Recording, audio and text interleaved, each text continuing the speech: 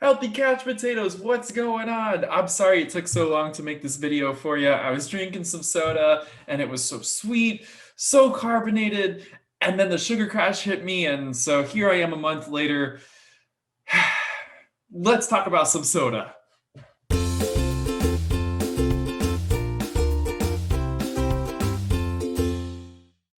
All right, healthy couch potatoes. We've been being told for decades now that soda is just absolutely terrible for our health. And while that may be true, it also comes with some amazing texture from the fizz and some divine taste from all the sugary goodness. So let's go ahead and break down why it's so bad for us so that we can include it in our diets, if only out of spite because we deserve to drink the nectar of the gods. Damn it. The number one reason that soda is so bad for us is because it's full of sugar.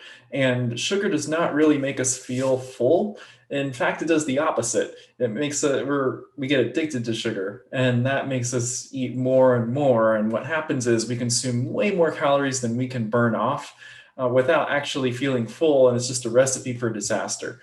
Keep in mind that the most satiating macronutrient, sugar is carbs, is protein. Protein satiates us super well. So if you ever want to have a dessert or something sweet like soda, try having protein first so that you already feel full and will not consume a huge ton of it.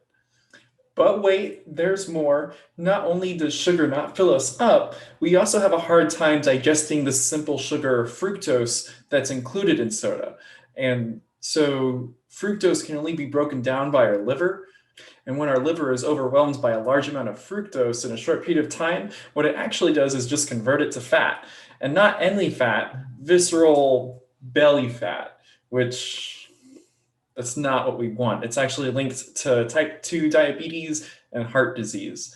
Now, in the description below, I will include a link for a scientific article from the National Institute of Health that basically explains how when people include soda in their diet where they otherwise would not, they don't actually account for the extra calories that they are consuming and eat the normal amount of food that they would otherwise. So it's basically just extra calories, which really contributes to obesity as an epidemic around the world.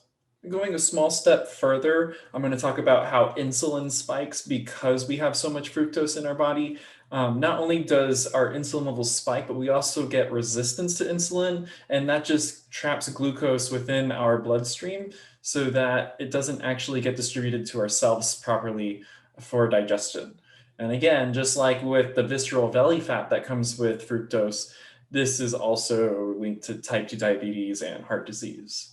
Now, not only do we get resistance to insulin, we also get resistance to leptin, which is somewhat of a hunger hormone that's closely associated with cravings. Actually, most weight loss supplements that are being released within this new decade of 2020 and beyond have a lot to do with leptin and restoring our own reaction to it and ideal supply of leptin within our bodies. I actually made a post way back when I was first starting my channel regarding weight loss supplements. And if you take a look, which I'll include a link again at the end of the description and at the end of this, that half of them are actually about leptin, believe it or not. The other main reason that soda is so terrible for our health is specific to our dental health, which just has a million applications with our overall health.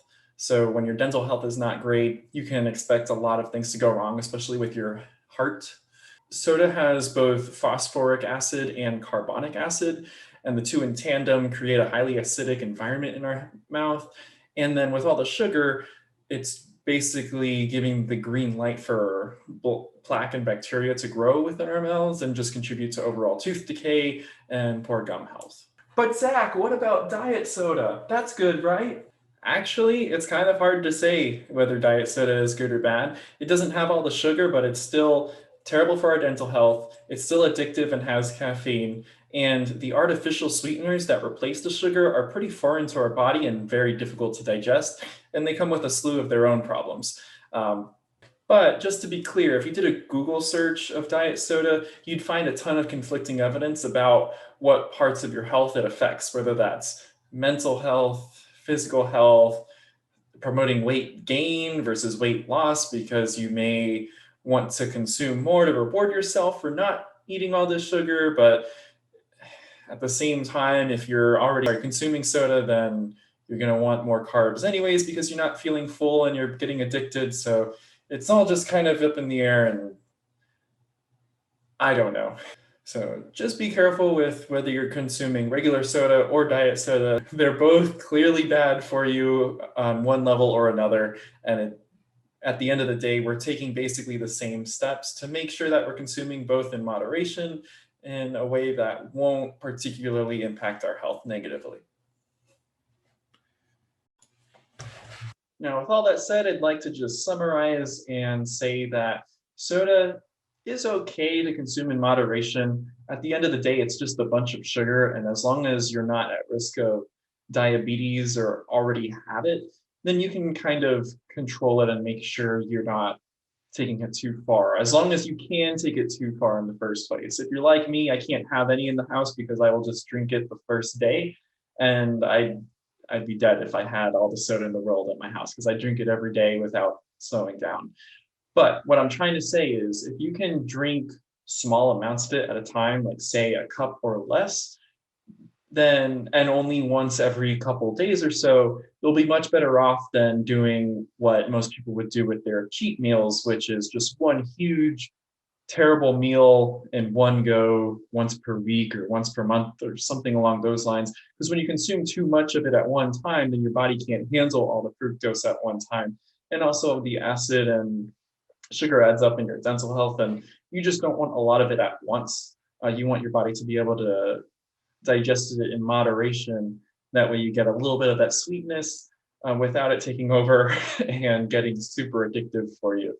So be careful with that and go out and drink one of the most delicious creations that mankind's had. If you're still watching at this point, I'd just like to say thank you for hanging out with me. Thank you for letting me have my 1 month sugar crash from the soda, aka a hiatus from making videos and blog posts. Appreciate your support. Don't forget to click like and subscribe, and I will see you on the next video. Bye.